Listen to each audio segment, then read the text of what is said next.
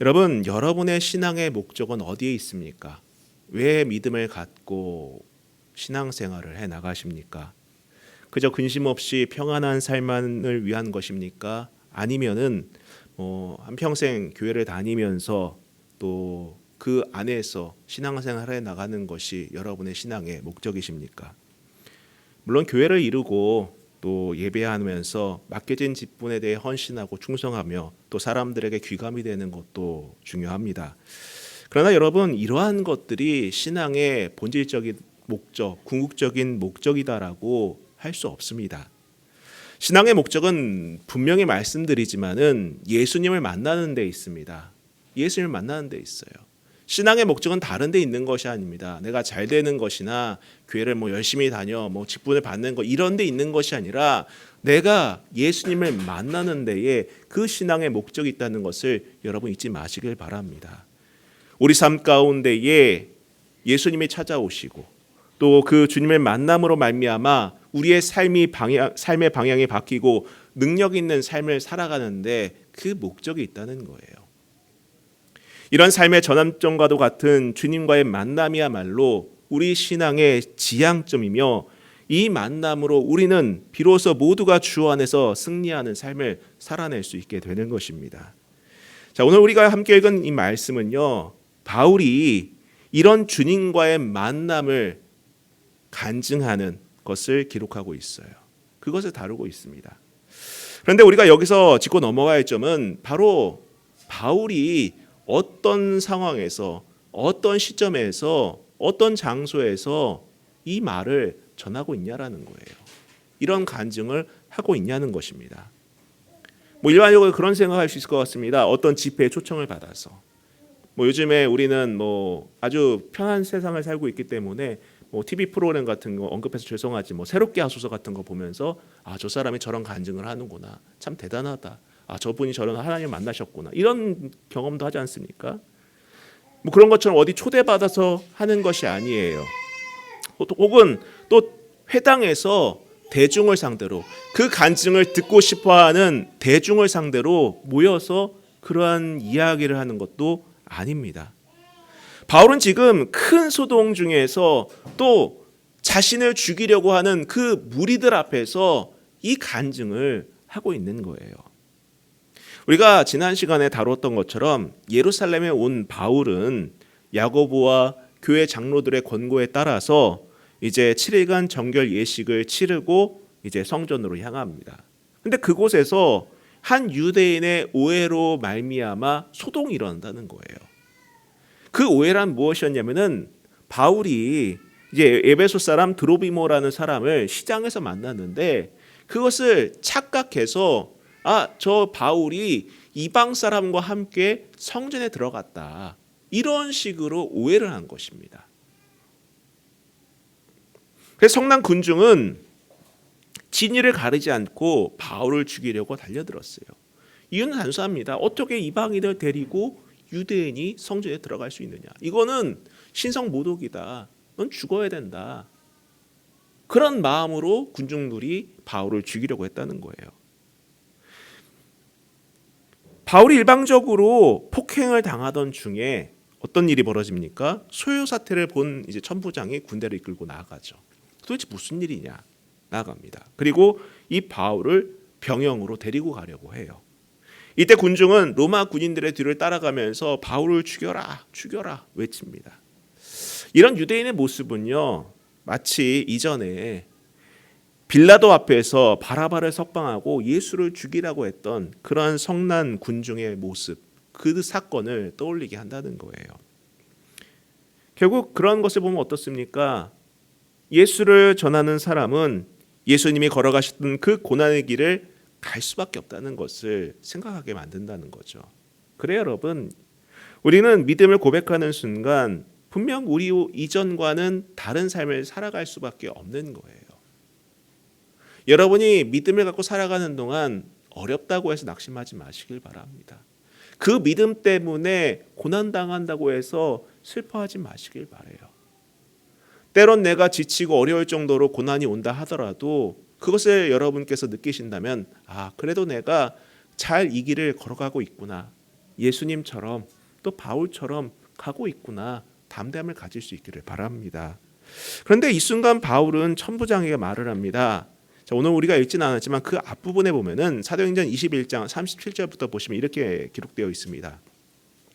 바울을 데리고 영내로 들어가려 할 그때에 바울이 천부장에게 이르되 내가 당신에게 말할 수 있느냐 이르되 내가 헬라말을 아느냐. 지금 바울이 무슨 말을 한 것입니까? 헬라말로 이제 로마 천부장에게 말을 건 거예요. 우리는 한국말로 읽지만은 바꿔 말하면은 이제 헬라말로 이제 말을 했다는 거죠. 자, 그러면 내가 이전에 소요를 일으켜 자객 4,000명을 거느리고 광야로 가던 애굽인이 아니냐? 바울이 이르되 나는 유대인이라 소비 아닌 길리기아 다소의 시민이니 청컨대 백성에게 말하기를 허락하라 하니.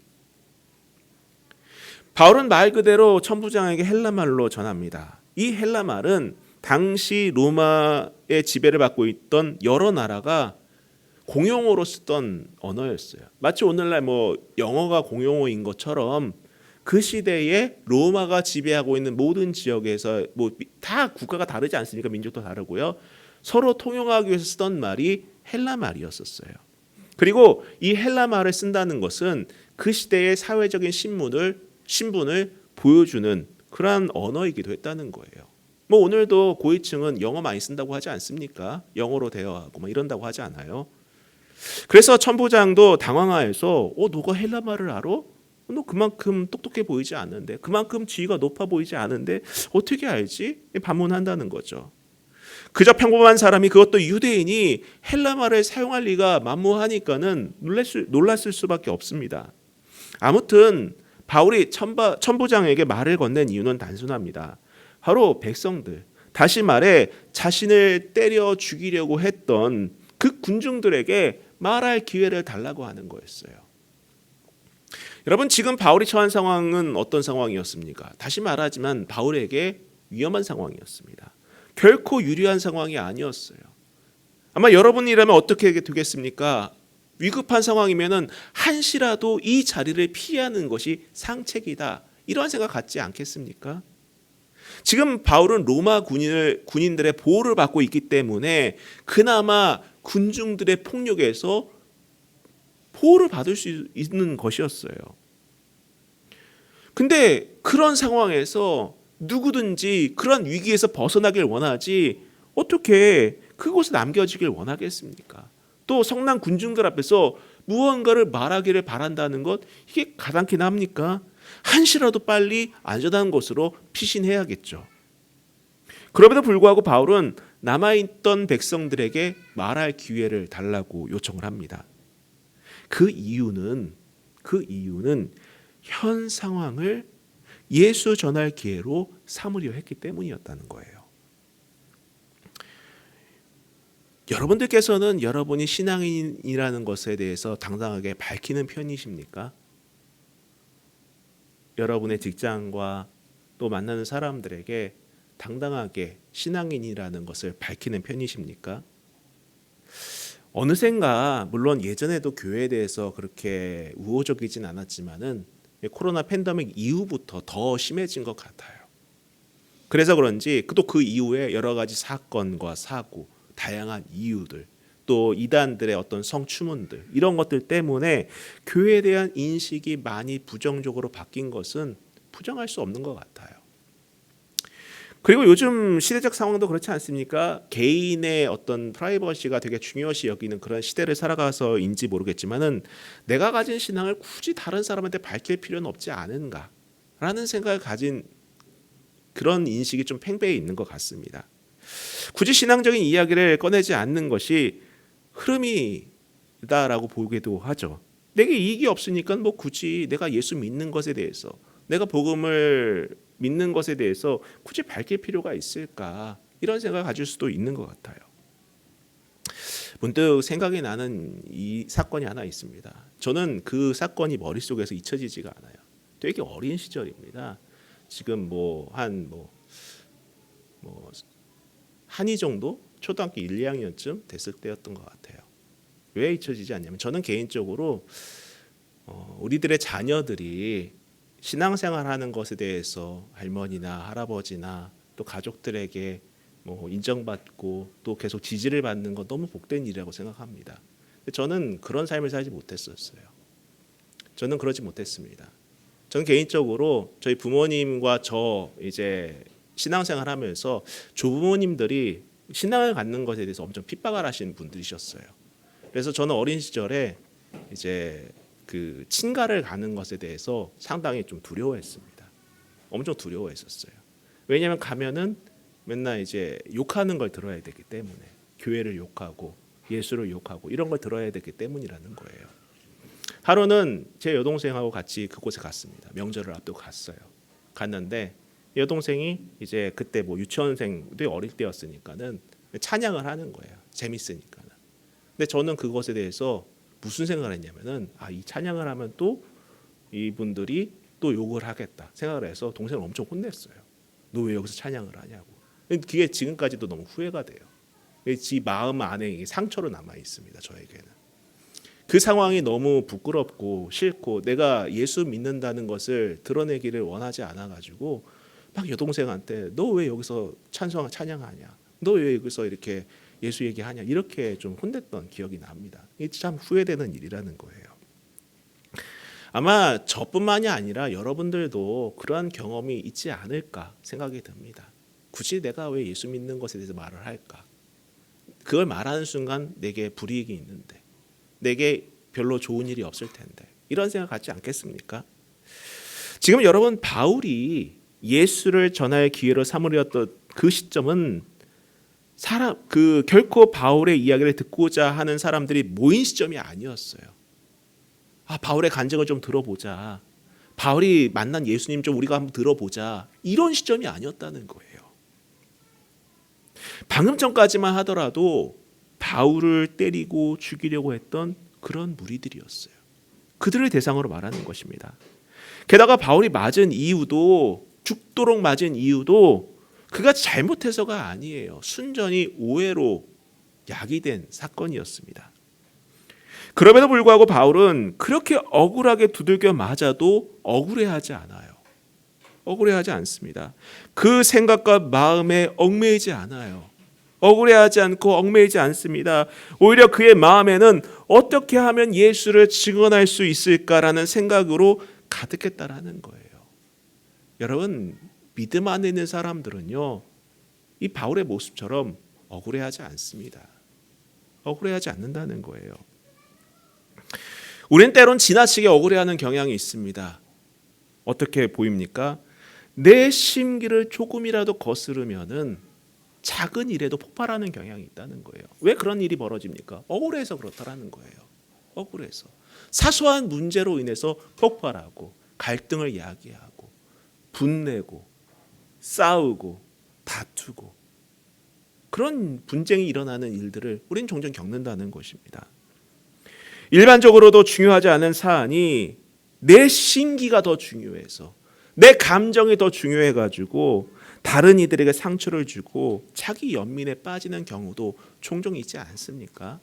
그러나 여러분, 다시 말씀드리지만은 믿음 안에 있는 사람은 억울해하지 않습니다.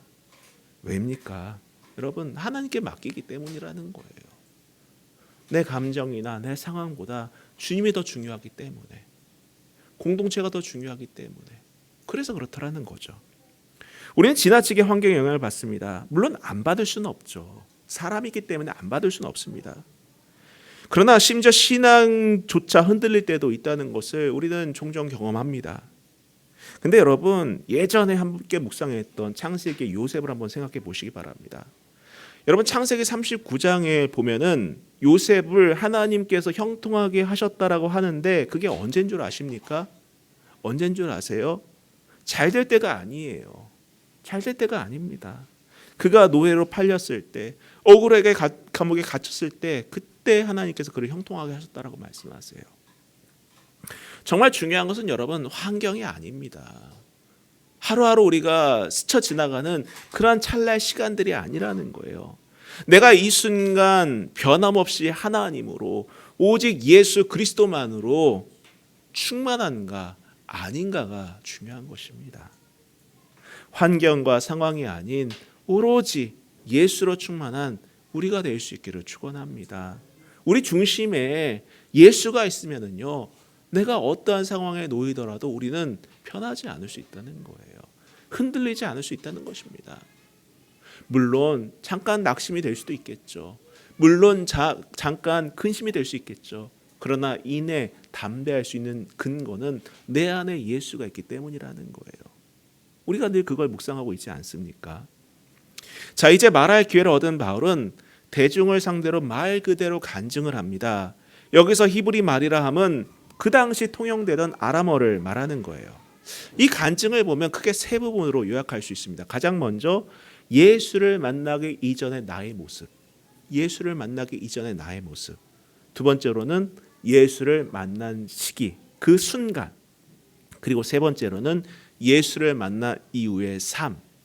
이 세 가지로 구분지을 수 있어요.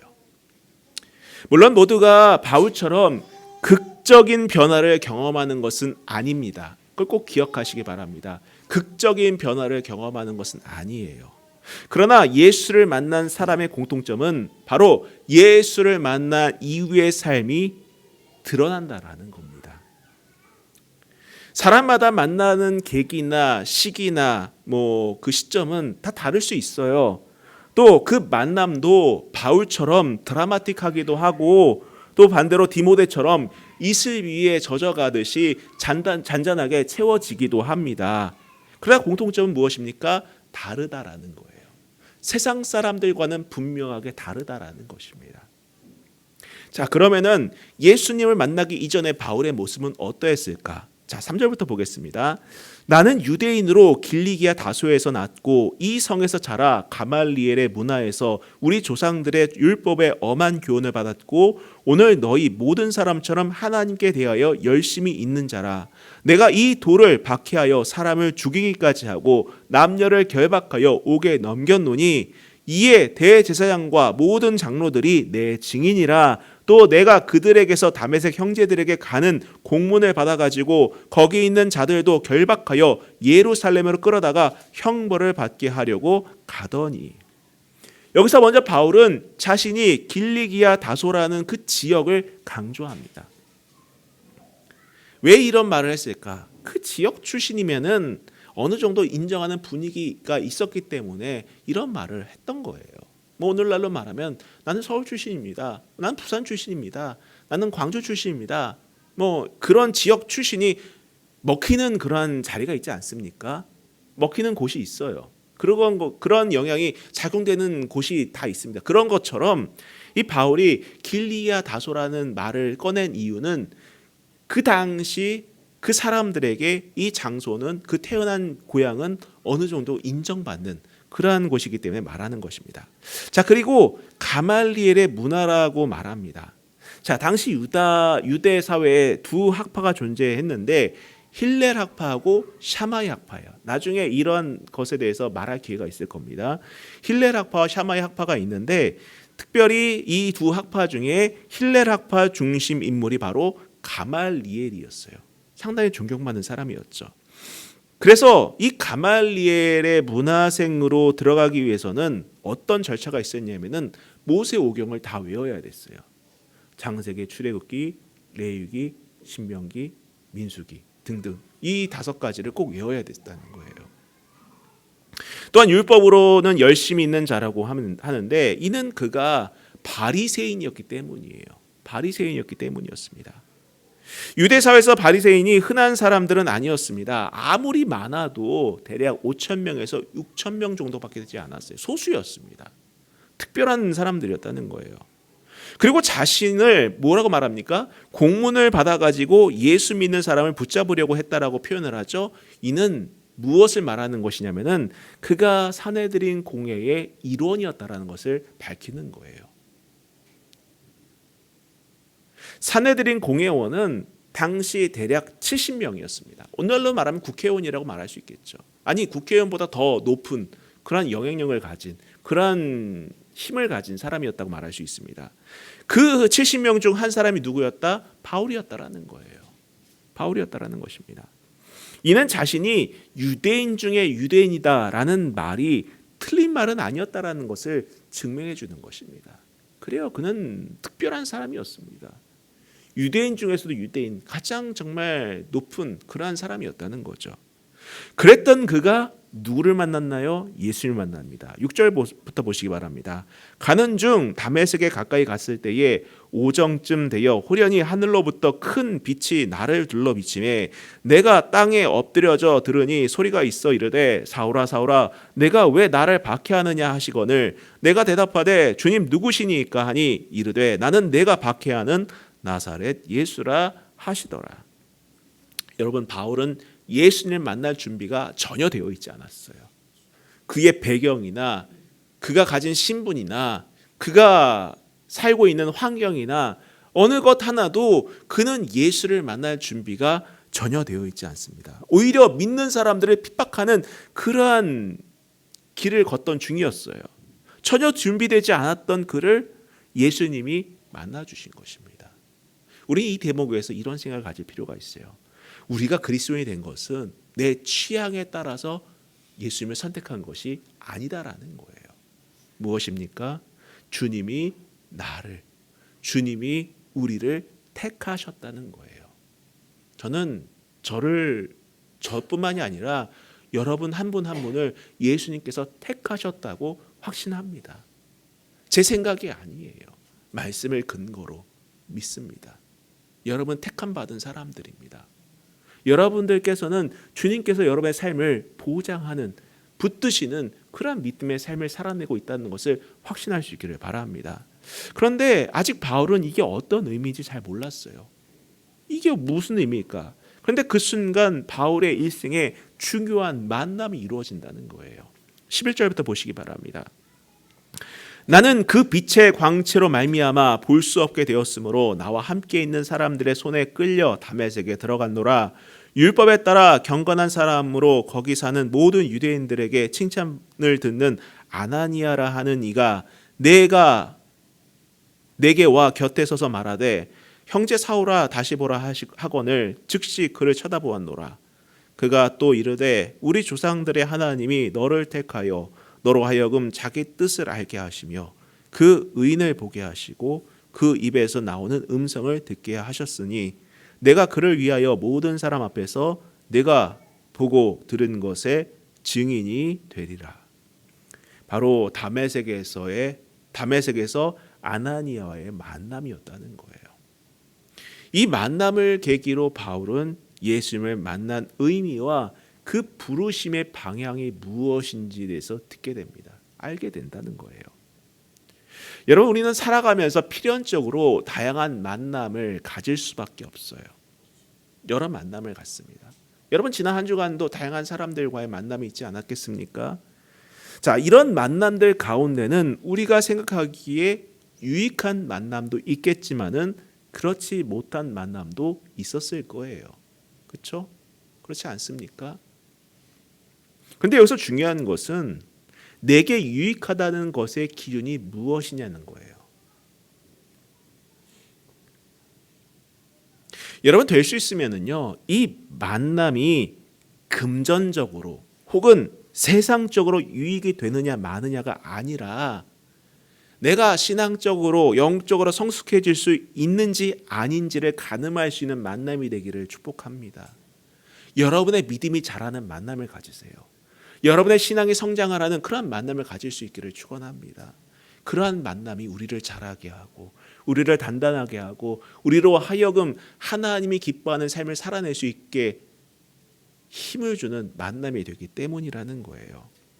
만약 바울이 아나니아를 만나지 않았다면은 바울이 다메섹을 가는 길에서 만난 예수님, 그 만남이 어떤 의미인지 알 수 없었을 것 같아요. 또 그가 앞으로 어떤 방향으로 하나님께 사용될지도 알 수 없었을 것입니다. 여러분에게 질문 드리겠습니다. 여러분에게는 아나니아와 같은 만남이 있습니까? 그러한 만남을 만들어 가세요. 그런 만남을 소중히 여기시길 바랍니다. 가장 먼저 저는 이렇게 교회를 이루게 한 것도 결국 우리가 서로의 아나니아가 되어주고 또 그러한 만남을 이루기 위한 것이 아닐까 해요. 또 교회 안에뿐만이 아니라 여러분이 살아가고 있는 삶의 터전에서도 이런 만남을 만나 가시길 바랍니다. 그리고 더 나아가 우리 스스로가 이 아나니아와 같은 사람이 되어야 합니다. 우리는 만남에서 수많은 질문을 갖고 삶의 수많은 질문을 갖고 방황하는 사람들을 볼 수밖에 없어요. 인생의 목적이 무엇인가? 왜 내게 이러한 고난이 있는가? 이러한 어려운 시기를 내가 어떻게 견뎌내야 하는가? 그러한 사람들을 내가 만날 때가 있습니다. 이런 방황하는 이들에게 예수 그리스도의 복음과 하나님의 말씀을 전함으로 참된 길에 설 수 있도록 돕는 사람이 되어야 한다는 거예요. 저는 우리 스스로도 아나니아와 같은 사람이 되어야 한다고 봅니다. 정리하겠습니다. 바울은 자신의 배경이나 자신의 처한 환경 모두를 하나님을 증언하기 위한 기회로 활용했습니다.